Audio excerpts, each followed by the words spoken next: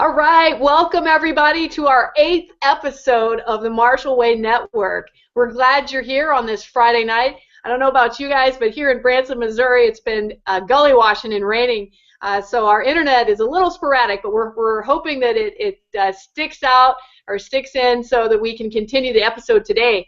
So if we do cut out, don't worry, we'll be right back.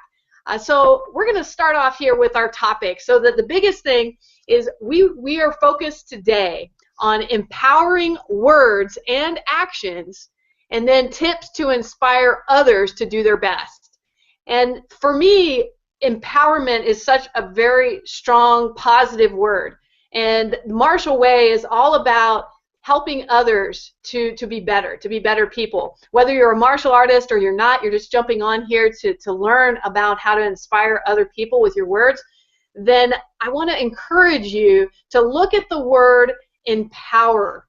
And the actual word empower means to make someone stronger, to make them more confident, especially in controlling their life and claiming their natural God-given rights. So, you know, if you as an instructor or you're teaching someone or you're working with somebody or maybe you're mentoring somebody or assisting, if you're not helping to make that individual more confident, stronger, and feel like that they can accomplish more in their life, then you're cutting them down and you're doing them a disservice. I truly believe that. So every day when I go into the dojo, I think about, am I going to inspire the people that I'm working with today?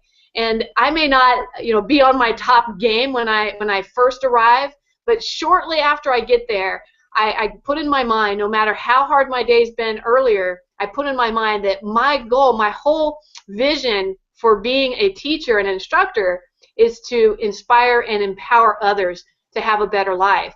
And pretty soon everything turns around and that comes out. I believe it comes out of my teaching. If any of my students are out there, they'll keep me honest on that. So I'm going to dig in a little bit and then we're going to hand it off. We've got some great people here on the call. We have Mr. Roach, and we also have Dr. Leach. If you haven't been in on our other episodes, both of these gentlemen are incredibly talented martial artists, and you can learn more about us. Our biographies are actually on MarshallWayNetwork.com. So I'm not going to actually read through the biographies again today because I've done it on every episode, but I'd like you to go out there and visit and learn about who we are, what we do, and what we stand for. And the biggest thing that we stand for is the Marshall Way, which truly means improving one's life and the life of others. And that's why we're here. So I'm going to start off with just the first question that we had for today's episode. And if you're not familiar with what questions and what topics we're going to cover on MarshallWayNetwork.tv, I listed a number of questions there that we hope to cover today and to help you in your life. So the first question is, what is the biggest secret to empowering others? And I don't know if you've thought about that or if you have an idea or a guess. I will encourage you, there is a box below this Hangout or episode in which you can actually type in and interact with all of us here. So be sure to type your questions, say hello so we know that you're out there and you're watching our episode. So the biggest secret to empowering others is to have a positive attitude. It's true. I mean, think about all the great instructors and people that has come into your life. The ones that stand out, or the ones that should stand out, are the ones that had a very positive attitude, and they somehow touched a part of you. They made you feel like you could do something that you never could do before. They encouraged you. They gave you confidence. Those are the people that you aspire to be. I mean, think back to your childhood. Those are the teachers that you never forget, right? And that's, if you're a karate instructor or any type of martial arts instructor, that's the type of instructor you should aspire to be. Now, I know that some of you who are watching this episode might be old school, as we call it, and you come from the school of hard knocks, where if you didn't get your stances down, you got whacked or something like that. And I'm with you. I've been there, believe me. So is Mr. Roach. But I will tell you, although that does build character, and there is a place for that, the ones that stand out to me and the ones that actually changed me to become the person I am today and continue to get stronger are the ones that empowered me and gave me confidence and encouraged me. So keep that in the back of your mind when you're thinking about your teaching. So I'm not going to take over the whole episode today. I'd like to hear some of these other gentlemen speak. We'll come back, and I have a few other things I want to cover, but I'm going to hand it over to Mr. Roach. I'd like you to kind of share what you think on this topic. All right, thank you, Sensei. I appreciate that. When you were talking about empowerment, I want to just mention that in my sociolinguistics class this past semester, there was a guy named E.G. Wenger, and I believe he was a sociologist, and I'm going to paraphrase something that he said. It was basically that power comes from a sense of belonging, and that was his theory. So I think that another aspect of empowerment, of course, comes from the leader, but also comes from creating a sense of belonging within a dojo or within a family of practitioners. And I think that that is definitely one thing that has helped me along the way, and is one thing that I feel also when I practice and train on my own, when I go to other countries, it's real important, and I feel the importance of having that sense of belonging to something. And of course, I believe that the instructor has an incredible impact on the rest of the students in creating that kind of environment where students can feel a sense of belonging and empowerment. But my experience lies more in being an assistant instructor and working together with the instructor in the front, or the master in the front. And one of the things that we talk about a lot here at the Marshall Way Network is that we need to be the example. That an example has a lot more power than just words, that actions speak louder than words, that we need to practice what we preach, as you said earlier, Sensei. And one thing that I think really helps with that is, of course, the instructor is the example. The assistant instructor can also be the example. But when you give the students occasionally, and when appropriate, the opportunity to lead something, whether it be just to count off during the stretches for little kids, or to have someone lead the stretches and the warm-ups in the beginning of a class, I think it does tremendous, it gives a tremendous amount of sort of cohesion to the group, and it helps students to start building their leadership skills and being comfortable being in a leadership position. And also, I know that there are a lot of instructors who are very sort of standoffish, and I think that that has a lot of value in certain situations. But I have found that the instructor that goes there with you and that interacts with you on a personal basis, whether it's when you're doing sparring, or the instructor or the assistant instructor who will go right next to you when you're doing something wrong and just stand at the end of that line and do the exercises right along with everyone. I've been in classes a lot of times where the energy just is not there. Everybody's had a long day. The kids just got out of school. They just don't have it. It's finals week, whatnot. And if this instructor stands in front of the class and yells at them, usually it has the opposite effect. But if the instructor gets into it with them, if the instructor goes into the front line with them and just goes through those drills and puts out those key eyes, and it really does something to bring up the level of energy in the class and start to really empower and push the students so that they get into the groove, so to speak. So as someone who's been an assistant instructor for quite a while, um, the one of the things that I like to do, of course, I tend to be a little bit of a micromanager, and I have to remind myself constantly to just kind of back away and go, okay, only one or two things, and that's it.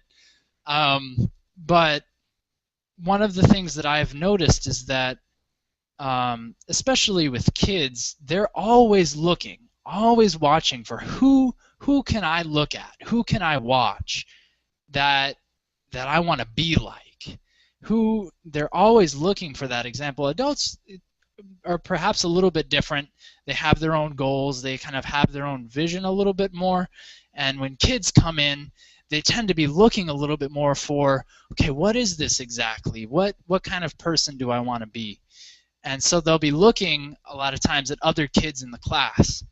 And so when you can draw the attention to the students who are doing well in a particular activity, then what happens is everybody kind of zeroes in on that person and says, okay, that person's doing good. I want to do good like that person. And that can help to create that positive atmosphere and really pick up the energy level in a class. And then the other thing is, I've been in a lot of classes where I've been really, really tired, and in most of the East Asian arts, we use kiai or kihap, and I have found that when I'm really tired, if somebody makes me yell, or if I hear someone in the room just do a really loud kiai with each technique and push into it, then it really brings up the level of energy in that room again, and can really help other students to feel that energy. So, all of these things, in my mind, have been really, really helpful. I tend to be the kind of person who does a lot of micromanaging, but I like to get down and show them how to do things more than just telling them you need to do this or do that. So I'm much more of a kind of doer, a kind of hands-on person in many ways. So although each student has their own way of learning and their own style, and you want to come at it from as many angles as you like, I think that it's also important to acknowledge that we each have our own strengths and our own styles of teaching, and that we can really use those to enhance our teaching, the learning experience for our students. And then the other thing that I did want to talk about as well, in terms of examples and in terms of empowerment, is I think that it's always beneficial to have books available at the dojo, or to have resources available for students that they can use on the time when they're outside of the dojo to reconnect with the art, especially for beginning students who don't have that routine, who don't have that practice established, and especially for young kids, a lot of times even fiction books like The Peaceful Warrior or Tri Thong Dang's books. Those kind of stories can really lighten up a child's imagination and really give them vision and power. At least that's what I experienced myself. When I discovered the book collection in the dojo, that was it. I was sold, and I really got a lot from just the stories and anecdotes that I heard other instructors talking about. People from the old days talking about, oh, remember when this happened or when that happened. So I think that stories and books have a huge impact on being able to provide students with resources so that they're enthusiastic about the training and that they understand, as you talked about before, Sensei, that they understand the why of, okay, this is what I'm doing. I'm not just walking through the motions. You know, this is an ancient tradition, and I'm part of this. Again, the belonging that is created from that. So I think that all of these things are so integral in creating that kind of atmosphere of belonging, and also empowering students and giving them a sense of, yes, I can do this, I can push my limits. Even when I'm tired, I can come to class and I can leave feeling great because the instructor and some other students in class really pushed me to bring up my energy level and to exceed and excel.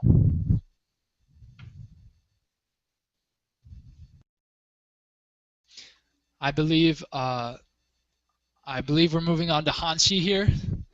Okay. Hey, thank you so much, Mr. Roach. That's some very good insight, and you know, the whole idea of books in the dojo is such a beautiful thing, because I know, and that's probably something that Dr. Leach can talk about too. Is he has a deep love for books, and he has a huge collection that has really helped inspire and motivate how we teach in our dojo here in Branson. So I'm going to hand it over to Dr. Leach and see what kinds of things he has to add on empowering students and instructors. Okay, thank you, Sean. Over the years, I've found that classes are made up of individuals, totally different people, and each person has their own reason for being there. They have different abilities. Some people do the right thing the first time, every time, and some people require a lot of work. Many people are there in karate to try to gain this internal power that they feel perhaps weak, or that they don't feel confident, and they look to karate for confidence. And I don't know how many times I've taught people how to fall, but in every class there's someone who says, I can't do a somersault. And by the end of the class, we've got them doing a somersault. And the reaction on their face, the empowerment there by actually doing something that they couldn't believe that they believed that they couldn't do, and have accomplished it, is something else. And the next class, that somersault becomes easier and easier, and soon they're doing things that they never thought they could do. These are the kind of things that I think build confidence in people, and I think by empowerment we're also talking about just building that confidence. The system we teach has that inbuilt ability to bring about an increased level of confidence as you get through the program, and as you start working your way up through the ranks, you become more proficient at what you're doing. You can do a lot of things that you never thought you could do. People that couldn't kick end up kicking over their heads. Some people never even get that far, and they're happy with just being able to get their foot up waist high. But every person is different. If I knew the one thing that I could empower everyone every time, I'd probably be the leader of the world in about 4 weeks. There's no way that I could I can reach that point with people. Everybody's different, and we have to, as instructors, we have to select each an individual person and find out what helps motivate them and what helps them work better in their program. Now, one thing, and I think this was mentioned by Mr. Rose, that getting on the tatami and working directly with the student is extremely important. You can't teach from a chair. You have to get on. You have to show the person how to do it. You have to be on your game. You have to be able to do the techniques that you're teaching, and you have to show the student how to do it. Then you have to be able to help them correct the things that they need to do to improve their technique, and they do learn how to do it. And another thing is, I think the instructor has to play the part of the uke, that they need to have, they need the chance to throw the instructor. And I think that's important to allow them to make that contact with me, and it helps me too. You know, if a student does a lousy throw, it's hard. It's hard falling. If they do an excellent throw, it's very easy falling. But when I teach that student how to do that throw, and they throw me, I can tell them better what needs to be done to correct their technique until they get a better throw. And it's amazing that the first time a person accomplishes a basic hip throw on either me or another student, the look on their face, they know it's good. It feels good. They know it looked good. It just felt the way it should, and this is the confidence that they get, and this, in fact, is the empowerment. And the system is built to empower people at each and every stage of their training.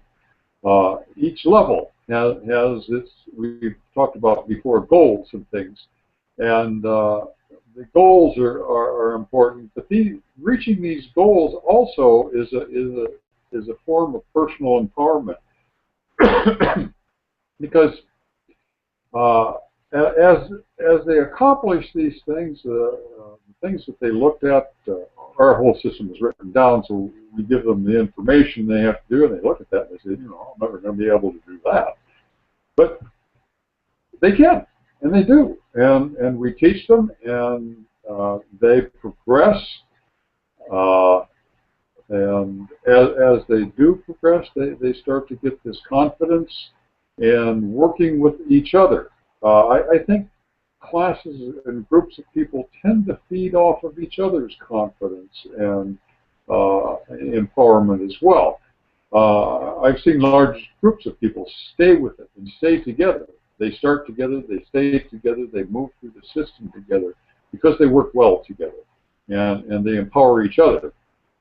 And this is something else that we need to think about too, is the empowerment that the students give to one another. It's just not me that does the empowerment. They're a big part of that. Also helping students, having students of a higher level, but not instructors, teaching lower level students as they go as part of their program helps empower them too, because if they can get the ideas across to another lower level student, then they have a certain amount of confidence that they know that that particular technique well. And sometimes, and I know this happens all the time when I teach, some things come out of my mouth that I don't even know that I really knew. And it's just common sense that this particular thing should be this particular way. And if it is that way, then it works. Um, I also find when I let these students teach, by the way, I'm watching very closely because I want to know what the student is teaching. And if they don't have the correct technique down, I need to step in and help that student get that technique correct so that they can pass on the correct knowledge. Um, and this also helps them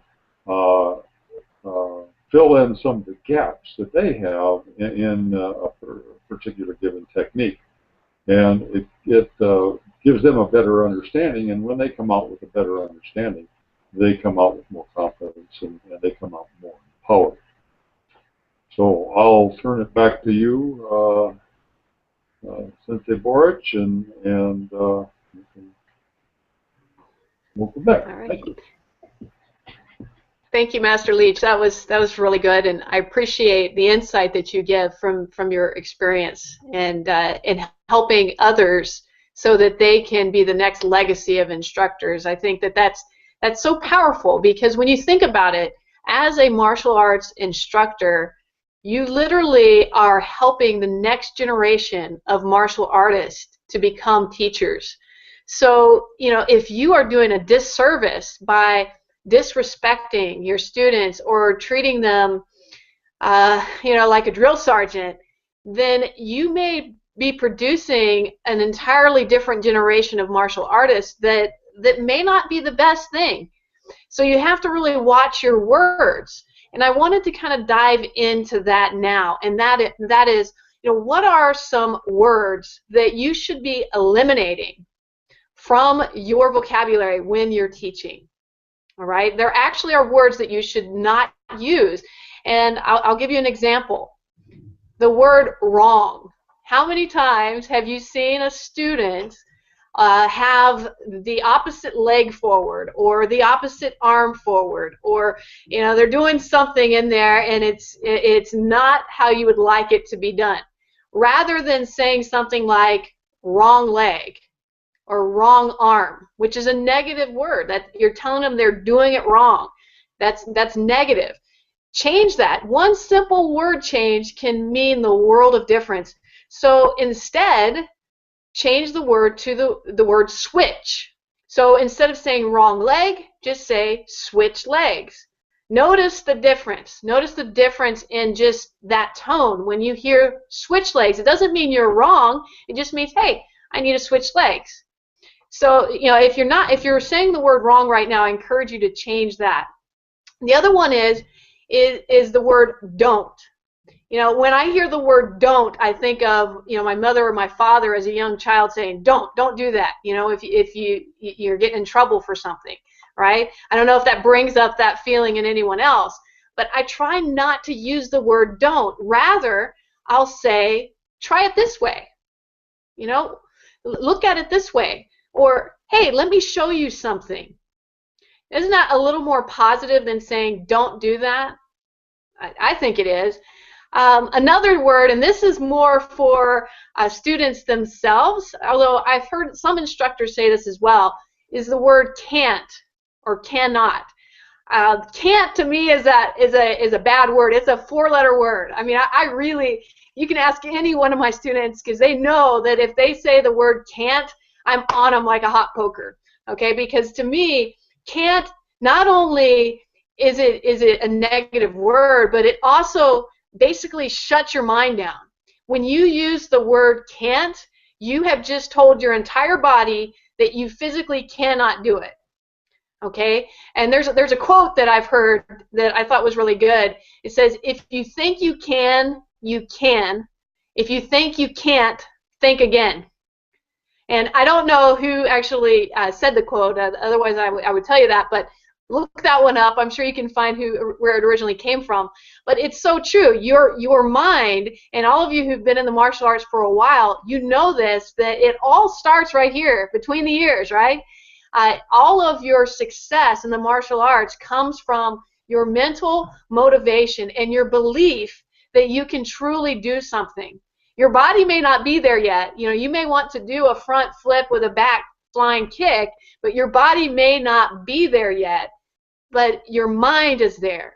And if you can get a student's mind to the point where they believe that they truly can do it, they may not be able to do it right now, but with practice they'll be able to do it, then you as an instructor have just motivated someone.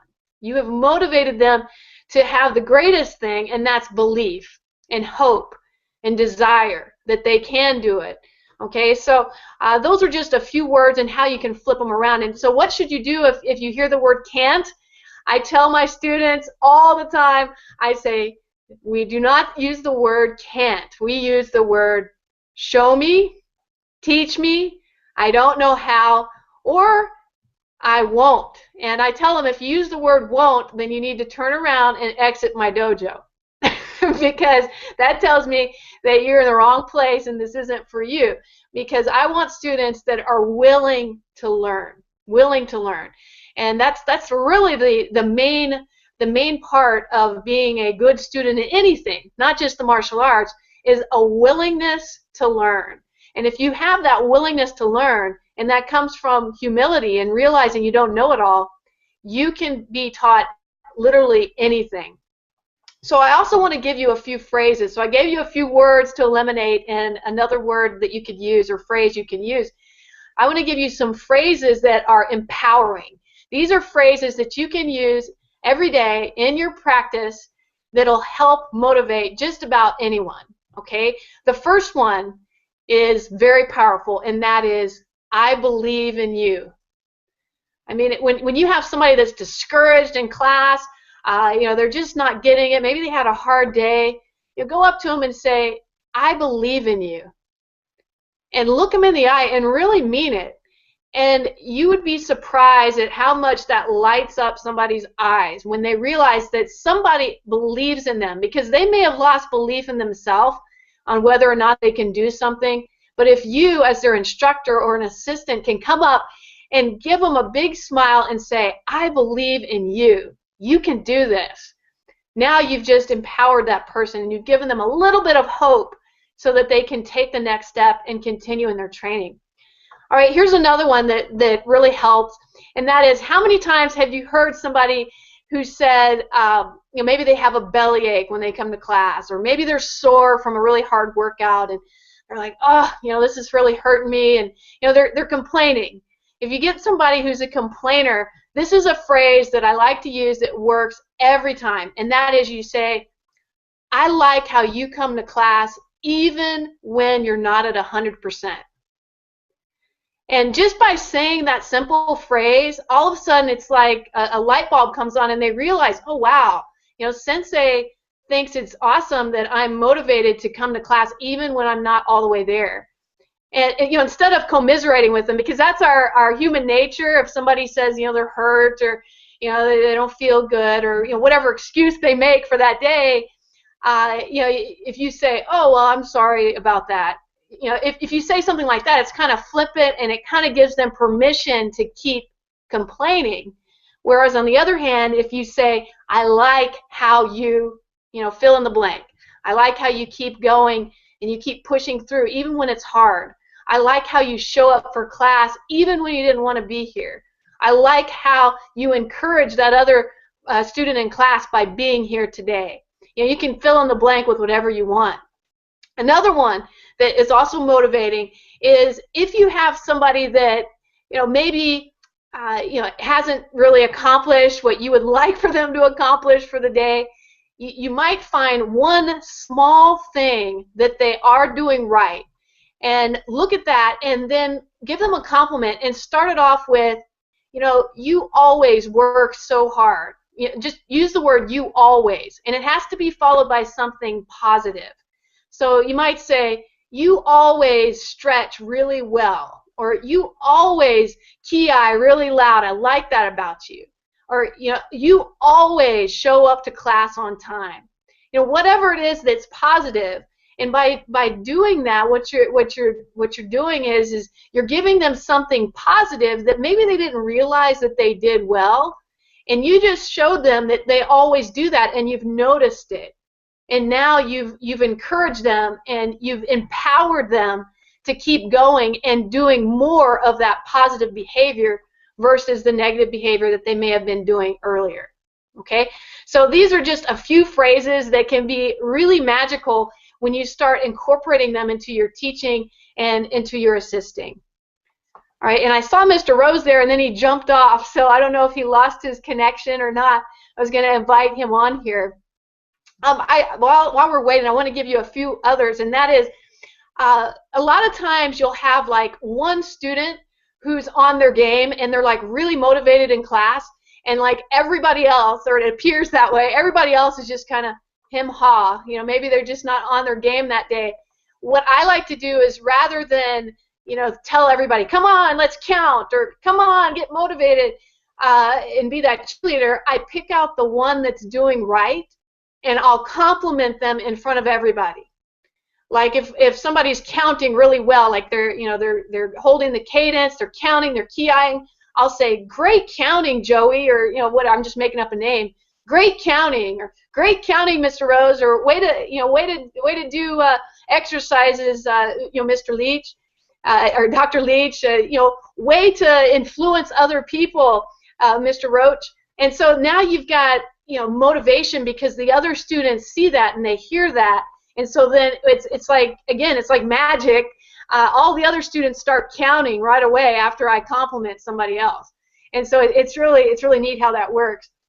So I want to share just a few more tips too. And one of the things that I started doing when I first opened my doors in my dojo, once I got students that got up in rank, I have an assistant training program that I put together. And this assistant training program basically goes through the expectations that I have for assistants, and it also gives some positive tips to help them in their journey to becoming a future instructor. So one of the things that I teach all my assistants is to use what I call the compliment sandwich. And a compliment sandwich means that if you see someone making a mistake, then first of all, praise them for working hard and for, you know, being in class or whatever it is that they're doing. Praise them first, then correct them, and then praise them again. So that's your little sandwich. So it's praise, correct, and praise. And this has really helped. It helps a lot with students who are maybe struggling. Instead of constantly getting corrected, you find something positive, then you correct them, and then you tell them something positive again. Okay? The other thing is, if you see somebody that continues to make mistakes and is not quite getting something, you know, correct them once, you know, with that compliment sandwich. Then, you know, let them try it. Don't keep correcting them and showing them and correcting them and showing them. Just leave them alone for a little bit and let them work it out. Some people, some adults, some children, it takes them a little longer to pick up certain techniques. Be aware of that. Let them work it out, and then, you know, follow up later on. If you see they're still not getting it, correct them again if necessary with that compliment sandwich. And then the thing I say is don't correct them more than 3 times in one class, because once you start overcorrecting a student, it can really be discouraging, and they will lose motivation for coming to class if they feel like they're constantly being corrected. So really be careful and realize that some people just take longer to get there. And once you do that, you'll find that you have better retention with your students, and you also have much happier students who are more willing to try new things because they know that they're going to not get constantly corrected on something they haven't learned yet. The other thing is, don't overpraise. This is something that I've seen in some dojos, and that is, you know, if somebody is doing something well, give them some encouragement, but don't keep telling them great job over and over again if they're not doing it properly. It's possible that you're telling them that they're doing a great job, but in reality, they're really not there. You're just trying to motivate them, and that's kind of counterproductive. Because if somebody thinks, well, you're always telling me I'm doing a good job, so then I don't need to be corrected, it can cause problems later on, because it'll be much more difficult to correct something that you've overpraised. So just, you know, give out compliments, but don't give them out too often. And I would use the rule of threes again. You know, if you're giving out compliments, I wouldn't give more than 2 or 3 per class, and make sure that they're really valid, that you really have examined them and they are doing it well before you compliment. And I know that Mr. Roach kind of alluded to this, but there are different learning styles. And when you're teaching, you need to remember all 3. So what are those learning styles? Well, the first is visual. Some people are very visual learners. They can see something and they can instantly pick it up. Okay? The second is auditory. Okay? Auditory, they need to hear it. They need to hear how to do something. Or, you know, maybe there's somebody that actually has to listen to something before they can even do it. If they have the visual going on without somebody speaking on how to do it, they may not even be able to pick it up. And then finally is the kinetic. So the third is kinetic. Kinetic means they have to do it themselves before it sinks in on how it's to be done. So if they are visual, you should show them. Show them how to do it. Physically get up there, show them exactly how to do what it is you want them to do. If they're auditory, tell them, you know, walk them through verbally exactly the steps that you'd like them to take. And then finally, kinetic. Have them do it. Give them some time after you've shown them and spoken to them how to do it. Give them some time to actually do it. Now you're probably thinking, okay, well, how do I know if they're auditory or visual or kinetic learners? Well, you really don't unless, you know, they know. Some people just know what they are. So what I try to do is I try to incorporate all 3 when I teach. So I actually have a chalkboard in my dojo, and a lot of times I will write something up on the board so that my visual learners can see that. And then I also speak it out. I say whatever it is that I write so that they hear it, and then we do it together as a group so that everybody's doing it kinetically. And so try to incorporate all 3 when you're teaching or assisting. All right, I think that about covers the topics that I had. I'm going to open it back up and see if there are any final words that we have here from Mr. Rose and Dr. Leach. Thank you, Sensei. While you were talking, it made me think about coming back to, I had mentioned a little bit about the ki-eyes and the ki-hops before, and I don't want to get too metaphysical about this, but I think that vibration definitely can have a huge impact on motivation. I mean, when you think about the power of music, for example, you know, if I wake up in the morning and sometimes I'm dragging or something, then I'll just turn on one of my favorite morning songs, and it really starts to get me going. Yeah. Or, you know, when I'm driving to work in the car in the morning, I'm feeling a little bit drowsy, turn on that music, and it really helps to pick me up. I'm not suggesting that you bring a boombox into the dojo, but of course there's things that you can utilize that aren't just words, but they're ki-eyes and ki-hops. And in fact, I really like the idea of having a drum in the dojo, because I think when the instructor or when another student goes up there and hits that drum, that vibration carries out, and I think it can put something into the student and motivate them to move just a little bit quicker, or put a little bit more power into what they're doing, or a little bit more focus. And it certainly helps me a great deal. So along with that, in my experience, having a drum or doing the ki-eyes and the ki-hops helps just a tremendous amount to uplift. But I think it's important to be careful, because sometimes, of course, the original use of a ki-eye or a ki-hop is not to encourage your opponent to to attack harder and stronger originally. And I think that a drum and the beat on a drum can be very intimidating as well in some ways. So, you know, if the instructor gets mad and they just start beating on the drum, then that vibration really carries out and everybody can feel it and go, whoa, I don't like this. So, of course, you've got to be a little bit careful with that. But I think that if the intention is there, and if you're using those key eyes and those key hops and using a drum or perhaps a gong after a meditation or something like that, it can help tremendously to bring up the awareness and the energy in the room. Great. And I think, thanks, Mr. Roach. That's really a great concept, and you're right. I remember one of the dojos that actually you and I were at. They had the drum, and it was such a great thing when that drum came into the dojo, because it wasn't there before, and then all of a sudden the drum beat started going, and it was so motivating. It kept us in cadence, and I really enjoyed that. So that's great. Thanks for bringing that up. Well, hey, I see Mr. Rose is there. Mr. Rose, can you hear me? Yes, I can hear you, ma'am. All right. Did you have anything you'd like to add to the topic on empowering words and actions? Well, honestly, I missed a lot of it. I'm going to have to watch the replay myself to see what you guys have even talked about.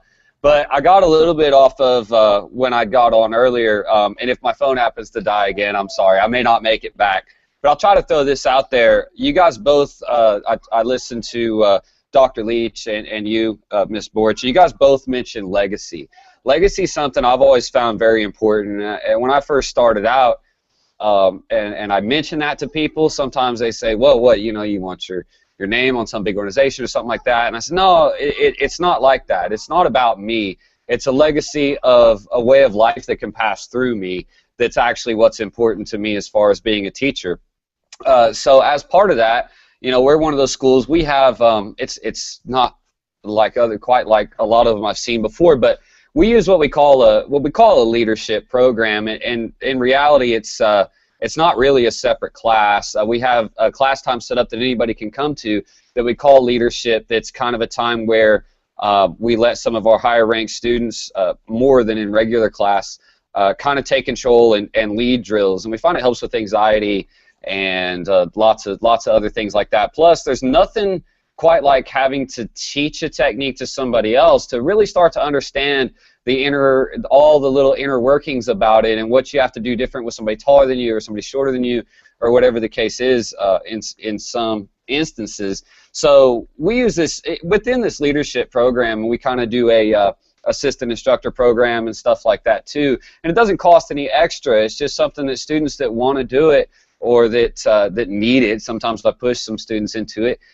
get a chance to kind of be on the other side of the fence for a little bit. But one of the things we talk about, and this relates to attitude and dealing with people and just a work environment, is we talk about class management skills and rapport building skills. And a lot of you guys were talking about the same things we use under those skills.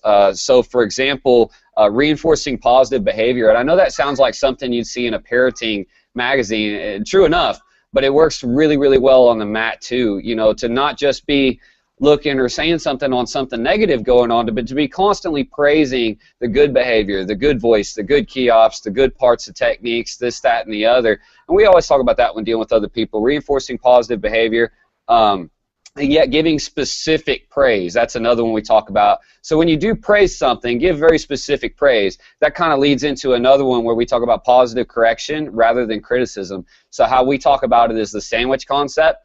So if you're going to correct something, tell them something positive they did about what they did, and then give them the thing they can work on, what we call the negative, and then end with a positive of how it'll get there if they keep practicing or you've seen the improvement that they've made on their practicing and things like that. That's another one of what we call our class management skills, our student management skills.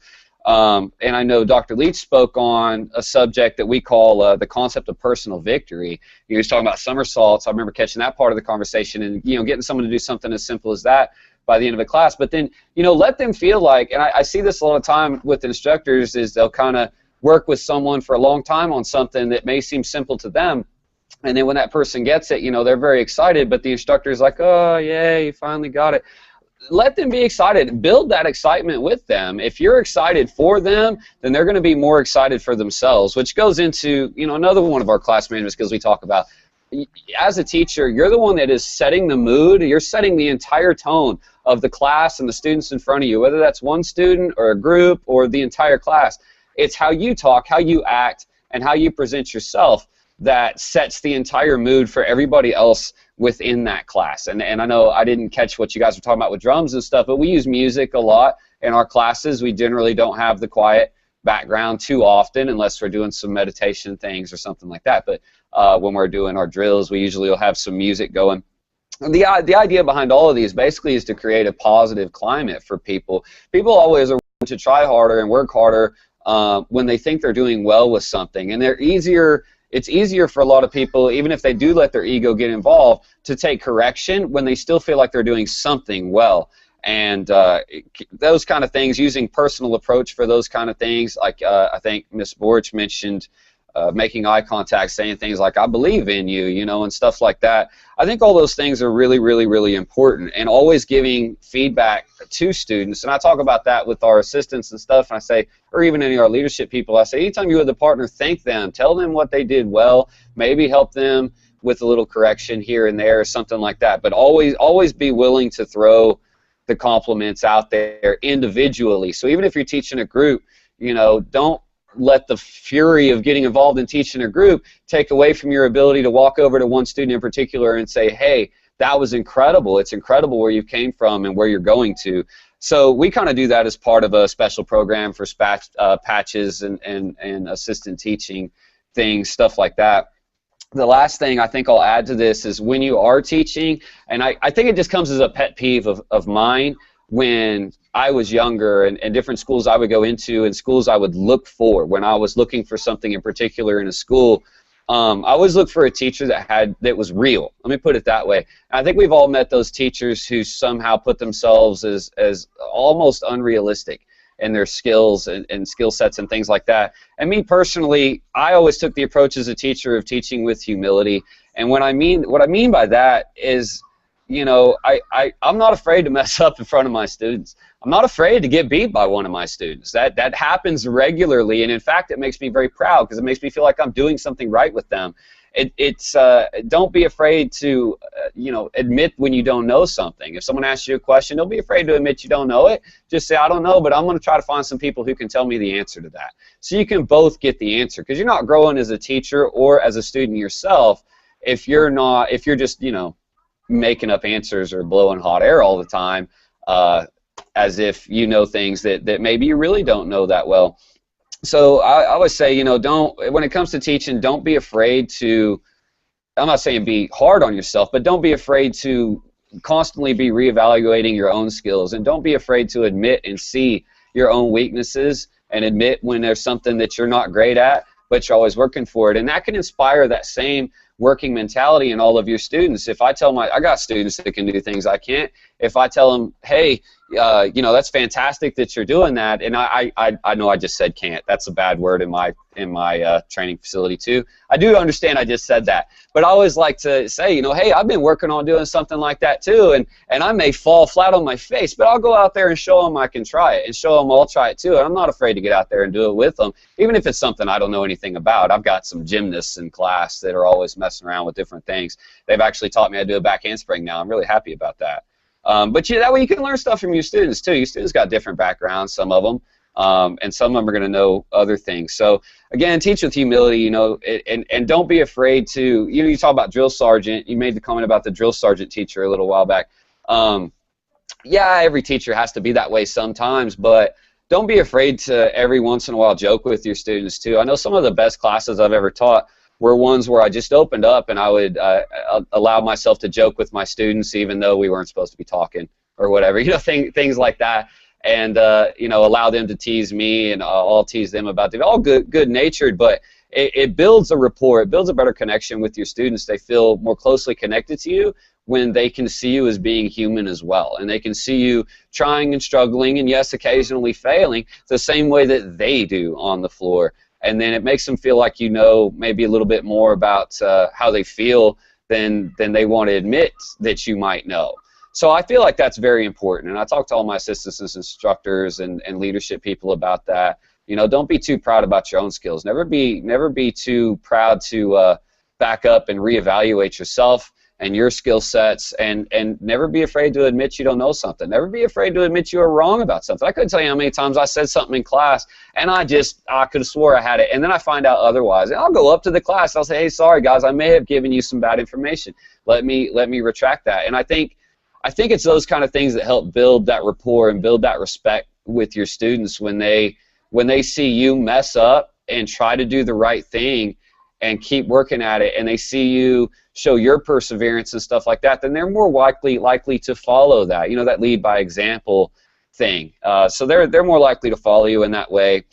And you know, as I said, a lot of it just comes down to trying to be positive. And I know you already mentioned a lot of phrases or words not to use necessarily when you teach, and I'm not going to lie, I let some slip from time to time. I've used a few of those words myself.